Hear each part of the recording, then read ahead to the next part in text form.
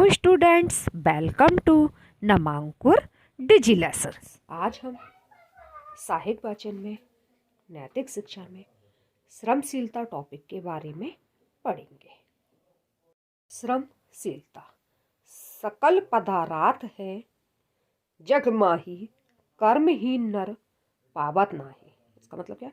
इस संसार में परिश्रमी व्यक्ति के लिए कुछ भी अप्राप्य नहीं है।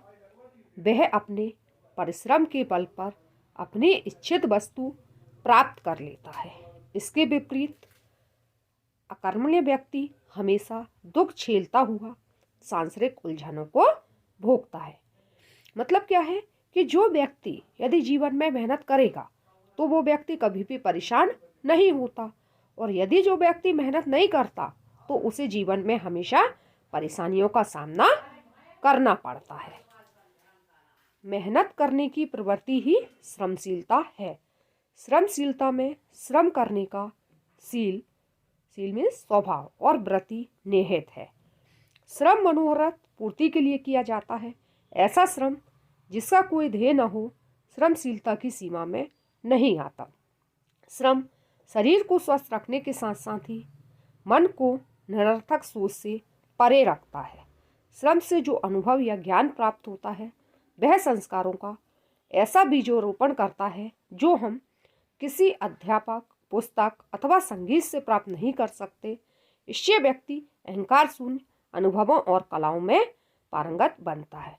मतलब है कि मेहनत एक प्रवृत्ति होती है, श्रमशीलता की प्रवृत्ति होती है।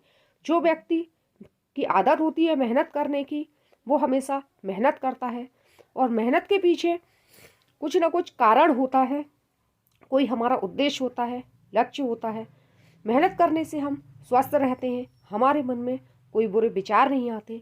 मेहनत से हमें जो अनुभव होता है वो किसी ना अध्यापक से हो सकता है, ना पुस्तक से, ना किसी के साथ रहने से हो सकता है। मेहनत करने से हमारे अंदर का अहंकार भी खत्म हो जाता है और हमारे अंदर बहुत सारी कलाएं विकसित हो जाती हैं। बालक हो, हाँ, किशोर, हाँ, युवा हो, बालक हो, किशोर हो, युवा हो या वृद्ध हो, सभी प्रतिपल किसी न किसी काम को करते रहते हैं। हमारी मांसपेशियां हमें कुछ ना कुछ करने को विवश करती हैं। जीवन मात्र खाने पीने और सोने को नहीं कहते हैं। जो श्रम नहीं करता वह या तो रागी होता है या फिर अकर्मण्य परिश्रमी व्यक्ति अपने सहित अपने समाज और राष्ट्र को उन्नतिशील और विकसित बनाते हुए अपने यश कीर्ति की पताका को ऊंचा करते हुए प्रशंसनीय होता है। विश्व के जो भी विकसित राष्ट्र हैं वहाँ के नागरिक परिश्रमी और कर्मठ हैं। जापान का उदाहरण हम सबके सामने है, जो द्वितीय विश्व युद्ध में नेस्तानाबूद हो गया था, लेकिन वहाँ के नागरिकों ने अपने परिश्रम के द्वारा उसे आज विश्व के विकसित देशों में प्रतिष्ठित कर दिया। कोई भी हो, चाहे वो बच्चा हो, चाहे युवा हो, चाहे बड़ा हो, सभी कोई ना कोई काम तो करते ही हैं, क्योंकि हमारी मांसपेशियां हमको कुछ ना कुछ करने के लिए मजबूर करती रहती हैं। सिर्फ जीवन का ये उद्देश्य नहीं होता कि सिर्फ हम खा लें, पी लें और सो जाएं। नहीं, जीवन का उद्देश्य काम करना। आलसी लोग अपने जीवन में कुछ भी नहीं कर सकते, पर जो व्यक्ति परिश्रम करते हैं वो क्या करते हैं? राष्ट्र की उन्नत कर सकते हैं, राष्ट्र का विकास कर सकते हैं, और अपने आप को, अपने परिवार को और अपने देश को बहुत आगे तक ले जा सकते हैं, और लोग उनकी प्रशंसा करते हैं। जितने भी विश्व हैं जो विकसित राष्ट्र हैं तो उनके नागरिक कैसे हैं? परिश्रमी हैं। जैसे जापान का ही उदाहरण देख लीजिएगा कि द्वितीय विश्व युद्ध में जापान की हालत बहुत खराब हो गई थी, लेकिन वहाँ के लोगों ने बहुत कठिन परिश्रम किया और फिर से उसको एक विकसित देश बना दिया। अधोलिखित प्रसंग श्रमशीलता की व्याख्या तो करते हैं, श्रमशीलता से प्राप्त व्यक्ति की महानता के भी दर्शन कराते हैं। प्रेरक प्रसंग। हेनरी फोर्ड ने अमेरिका के एक छोटे से ग्राम ग्रीन में जन्म लिया। घर की आर्थिक स्थिति अच्छी नहीं थी। गरीबी और अकर्मण्यता का कोई मेल नहीं होना चाहिए। इस तथ्य को फोर्ड ने 12 वर्ष की आयु में ही जान लिया था। बाल्यकाल में ही निर्धनता से लड़ने और इस अभिशाप से मुक्ति प्राप्त करने का उसने संकल्प कर लिया था। वह नौकरी करने लगा, रात में पढ़ाई करता था, मशीनों को बनाना और सुधारना, मस्तिष्क में यही उधेड़ बुन चलती रहती थी। लगन और श्रमशीलता का परिणाम यह हुआ कि हेनरी एक स्वावलंबी यंत्रकार बन गया। फोर्ड ने मोटर बनाने का कार्य अपने हाथ में लिया। वह इस कार्य में अधिक से अधिक निपुण होता। प्रेरक प्रसंग मतलब इन प्रसंगों से हमें क्या प्रेरणा मिलती है? इस प्रसंग से हमें ये प्रेरणा मिलती है कि हमको मेहनती होना चाहिए। हेनरी फोर्ड जो थे, उनका जन्म अमेरिका के एक छोटे से ग्राम ग्रीन में हुआ था। जब इनका जन्म हुआ था उस समय इनके घर में बहुत परेशानियां थी, पैसों की बहुत कमी थी, ये बहुत ही गरीब थे। तो क्या हुआ, इस बात को फोर्ड जब 12 वर्ष के हुए तभी उन्हें ये समझ में आ गया कि मैं एक गरीब बालक हूँ और मेरे घर में बहुत गरीबी है और इस गरीबी से मुझे मुक्ति पाना है। इस चीज़ का उनने मन में संकल्प ले लिया। मैं नौकरी करने लगे, रात को पढ़ाई करते, मशीनें सुधारते, ये सारे काम करते और धीरे धीरे क्या हुआ, वो बहुत ही उन्होंने तरक्की कर ली और वो अपने कार्य में निपुण हो गए। आज अमेरिका में उनका कार बनाने का बड़ा कारखाना है। उनका कारखाना कहाँ है? अमेरिका में है और उसमें 50,000 व्यक्ति काम करते हैं। धन ने फोर्ड को घमंडी नहीं बनाया।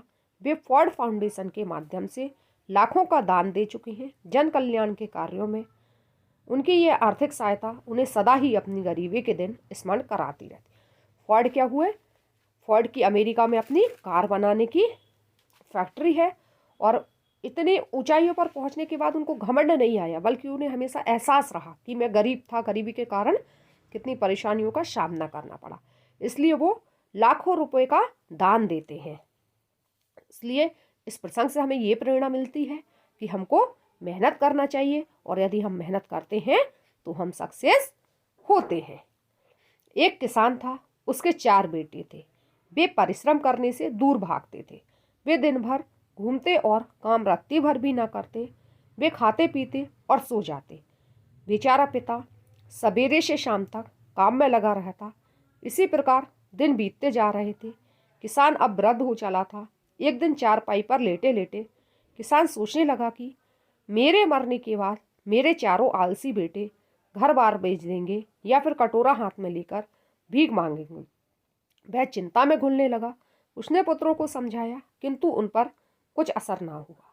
एक दिन जब वह थककर चारपाई पर लेटा था, उसने अपने चारों बेटों को बुलाया और कहा, खेत में मैंने धन दबा रखा है, उसे खोद कर निकाल लेना। इस प्रकार तुम आनंद से जीवन बिताते रहना।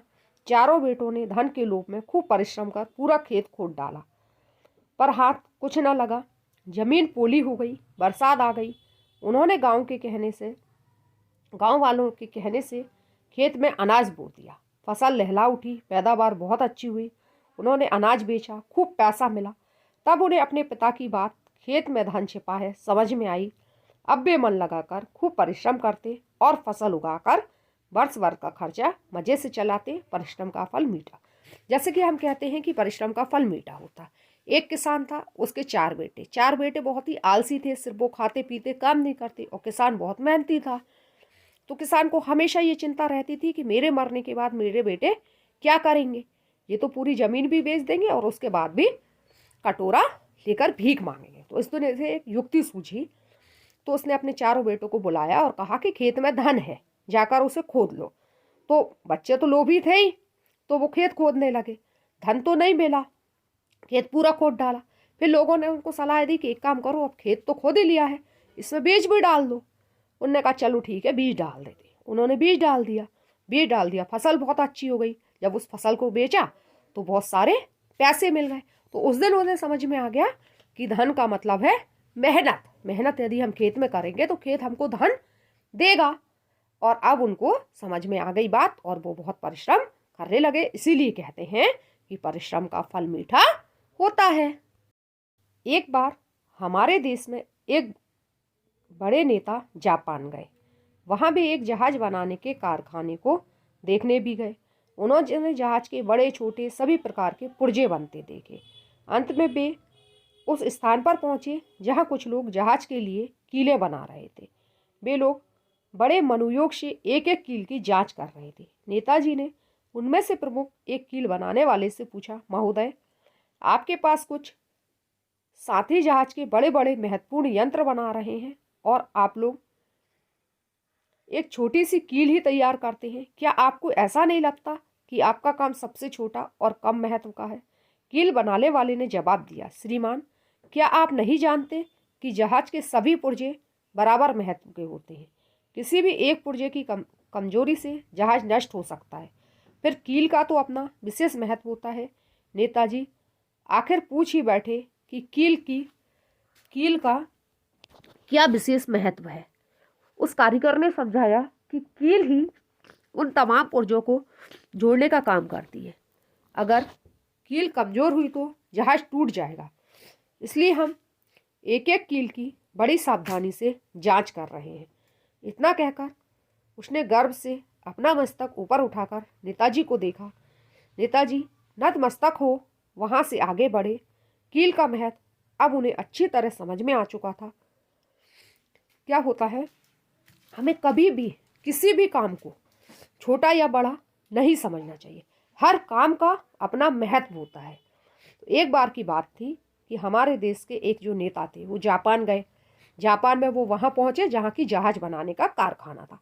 अब वो देखने लगे कि सभी लोग अपने अपने काम में व्यस्त थे। जहाज के कोई आगे का पुर्जा, कोई पीछे का पुर्जा बना रहा था। पर एक जगह उन्होंने देखा कि कुछ लोग सिर्फ जहाज में लगने वाली कील बना रहे थे और इस कील को वो लोग बहुत बारीकी से बना रहे थे, बहुत बारीकी से देख रहे थे। तो नेताजी के मन में आया कि ये लोग तो इतने बड़े बड़े पुर्जे बना रहे हैं और ये एक छोटी सी कील बना रहे हैं और इसकी भी इतनी जांच परख कर रहे हैं, तो इनका काम तो सबसे घटिया है। ये कील जैसी छोटी सी चीज़ बना रहे हैं इतने बड़े जहाज के लिए। तो उन्होंने उनसे कहा, काम करने वालों से, कि क्यों आपको ऐसा नहीं लगता कि आप इतना छोटा काम कर रहे हो, एक कील बना रहे हो और उसे इतने ध्यान से देख रहे हो? तो उन कारीगरों ने जवाब दिया कि कोई भी चीज़ छोटी नहीं होती, कोई भी काम छोटा नहीं होता। एक जहाज है तो उसमें जितने भी चीज़ें लग रही हैं उन सबका अपना महत्व है। पूरे जहाज के जो यंत्र हैं वो कील पर ही टिके हैं। यदि कील ही कमज़ोर रह गई तो जहाज तो कभी भी डूब सकता है। तो इससे नेताजी को इस बात का एहसास हो गया। तो इसका कहने का मतलब ये है कि हमें कभी भी किसी को छोटा बड़ा नहीं समझना चाहिए। जैसे हम स्कूल में जाते हैं तो स्कूल में सभी का बराबर महत्व है। स्टूडेंट का भी है, प्यून का भी है, टीचर का भी है, प्रिंसिपल का भी है, सबका। फैमिली में है, हम हमारे परिवार में है तो परिवार में बच्चों का भी महत्व है, मम्मी पापा का भी है, दादी दादा का भी है, सभी का महत्व है। सभी के बिना परिवार नहीं चल सकता। इसलिए हमें जीवन में कभी भी किसी चीज़ को छोटा नहीं बताना चाहिए, किसी भी काम को छोटा नहीं बताना चाहिए। सायंकाल एक प्रौढ़ पाठशाला में नेताजी को वही कारीगर जो कील बना रहा था पुस्तक पढ़ता दिखाई दिया। उन्होंने उससे जाकर पूछा, भाई, तुम तो जहाज के कारखाने में कील बनाने का काम करते हो, फिर तुम्हें यहाँ अक्षर ज्ञान करने की क्या आवश्यकता है?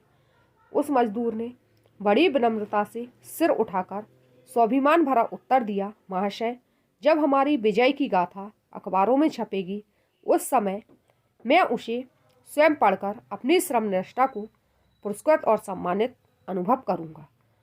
उस श्रमिक के उत्तर को सुनकर नेताजी निरुत्तर और चकित रह गए।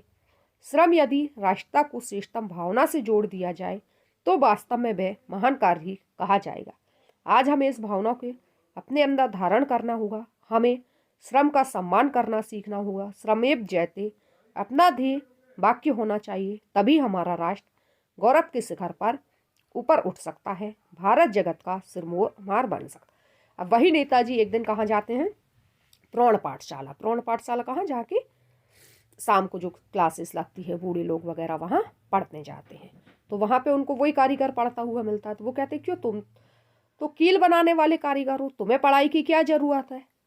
तो वो मजदूर कहता है कि जिस दिन मेरे अच्छे कार्य की प्रशंसा होगी, अखबारों में छपेगी, तो जब मैं पढ़ लूँगा तो मैं अपने आप से उसको पढ़ के और अपने निष्ठा को सम्मानित कर पाऊँगा। तो ये बात सुनकर नेताजी के पास कुछ उत्तर नहीं रहा। मतलब कि हम जो काम कर रहे हैं उसका सम्मान हमें खुद करना चाहिए, ये भाव हमारे अंदर होना चाहिए। निम्नलिखित लघु उत्तरी प्रश्नों के उत्तर दीजिए। श्रम से आप क्या समझते हैं? अपनी मनचाही वस्तु को प्राप्त करने के लिए एवं लक्ष्य प्राप्ति के लिए किया जाने वाला सतत कर्म ही श्रम है। श्रम महान कार्य कब कहलाता है? जब मनुष्य का लक्ष्य समाज व राष्ट्र को उन्नत बनाना होता है, तब उसके लिए किया जाने वाला श्रम महान कार्य कहलाता है। हेनरी फोर्ड साधारण नौकरी से स्वावलंबी मैकेनिक कैसे बन गए? हेनरी फोर्ड लगन एवं श्रमशीलता के कारण नौकर से स्वावलंबी मैकेनिक बन गए। सज्जन लोग वृक्ष के समान होते हैं। हेनरी फोर्ड के उदाहरण द्वारा इस बात को समझाइए। हेनरी फोर्ड अमीर होकर घमंडी नहीं बल्कि और अधिक नम्र हो गए। फोर्ड फाउंडेशन के माध्यम से लाखों का दान वे दे चुके हैं और वे जन कल्याण के कार्यों में लगे हैं। इस तरह कहा जाता है कि सज्जन वृक्ष के समान होते हैं। किसान के बेटों की दिनचर्या क्या थी? किसान के बेटे श्रम से भागते थे। वे दिन भर घूमते और खा पी कर सो जाते थे। यही उनकी दिनचर्या थी। खेत में धन छिपा है, यह बात किसान के बेटों को कब समझ में आई?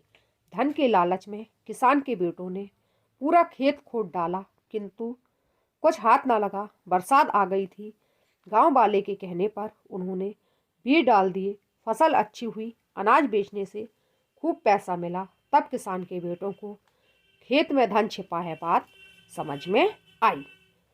परिश्रम का फल मीठा होता है, प्रदत्त प्रसंग के आधार पर समझाई। जब किसान के बेटे परिश्रम नहीं करते थे तब पैसों की किल्लत थी, किंतु जब अनजाने ही परिश्रम की राह पर चले तब उनके यहाँ खूब धन हो गया। इसलिए कहते हैं कि परिश्रम का फल मीठा होता है। कील का महत्व को कारीगर ने किस प्रकार समझाया? कारीगर ने समझाया कि कील ही उन तमाम पुर्जों को जोड़ने का काम करती है। अगर कील कमजोर हुई तो जहाज डूब जाएगा। अक्षर ज्ञान की आवश्यकता के विषय में पूछे जाने पर मजदूर ने स्वाभिमान के साथ क्या उत्तर दिया था? मजदूर ने कहा, महाशय, जब हमारी व्यय की गाथा अखबारों में छपेगी उस समय मैं स्वयं पढ़कर अपने श्रमनिष्ठ को पुरस्कृत और सम्मानित अनुभव करूंगा। Thank you students.